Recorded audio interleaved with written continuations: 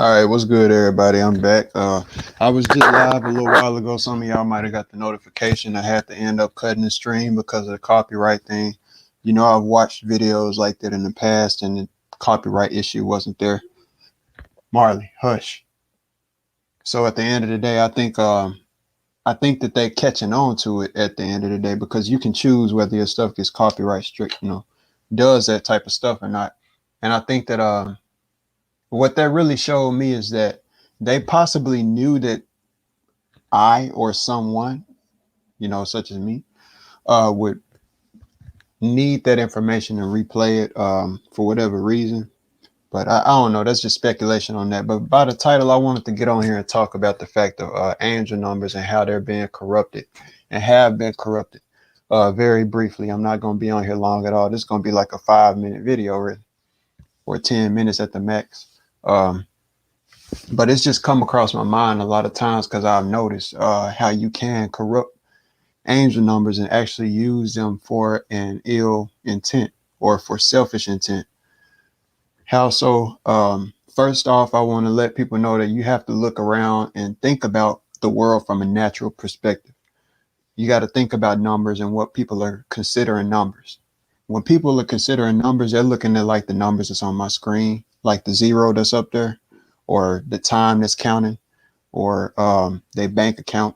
These are numbers that people usually talk, the digits, the literal uh, inscribed figures. When people talk about numbers, that's what they think about. But when I talk about number, I'm always speaking about, see, number is anything. Everything is a number. Everything is a number. I mean, your shoes, you have how many shoes that you wear on your feet. You have how many fingers on your hand. I mean, everything literally is a number of itself, and at the end of the day, angel numbers have been corrupted because you don't look around the natural world in its you wouldn't look around the world in its natural essence and see these digits that pop up and we see every day. You would not see these digits that man has created.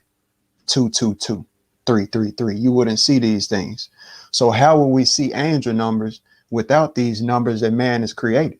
These digital numbers, digital clocks that most people see. Um, Martin Astor, shout out to you. At the end of the day, these digital numbers that most people see, people would not see these digital numbers in a natural world. So, what would be angel numbers? How would people view frequency in a natural world? In a natural world without all of these digital devices that we have today, what angel numbers exist? People will have to literally pay attention to the frequency of everything in their life. Literally, literally everything. You will have to pay. That's where you have to tap into the natural frequency instead of the man-made frequency that you see being given to you. So how can it be corrupted? To be brief, at the end of the day, I've noticed these people know about spirituality because all of this information, we in the information age. Anybody can type something up and find out information that they want to find out. And these people know that. These people who run high businesses and have access to everything, they're very intelligent. They know that. So what they do is that I notice they'll put 333 because these things will let you know whether a lot of people are so indulged in these numbers and get so caught up in the angel number aspect and numerology aspect of spirituality and things like that to where they lose track of just making their own decisions. And they'll look at it like, oh, I saw 333. So I'm making the right choice. I'm gonna go ahead and buy this right here. If you can get what I'm saying. So the jobs, not jobs, but these businesses and corporations that catch on to stuff like this, they'll go ahead and put 333 in the phone number digits or on the price just to make because they know that people is catching on to this stuff because we in the spiritual age and they'll look at, I mean, it's genius if you ask me. I mean, if I was ill-hearted, I just looked at it like, you know what, man, that's a genius idea. That's a way to make some money and get people to gravitate towards your stuff. Is if just putting these numbers right in front of people, it's almost like a trick to people's minds. So I just wanted to let that be known that frequency is something that's natural. Like every star, we can't count the number of stars that's in the sky, but that literally the first star that appeared, that was number one, whatever star that was. That might have been Polaris, some people might say. It might have been through in the ancient days. I know the flat earthers, they say that, hey, the same star constellations have been in the same spots, but apparently to ancients, that's not the truth. The ancient Egyptians actually, Thuban was the North Star to them. That's just based on facts, okay? Um, and all, that's just based on facts. So, but just to give flat earthers, just that lean way that, the point of singularity with the Polaris aspect, if there was if there was the first generating factor, the first star in the sky, and then everything split and came from that, that was star number one. And everything after was just a count. Everything is a count in life. I got two green colored pencils right here. I got 10 fingers.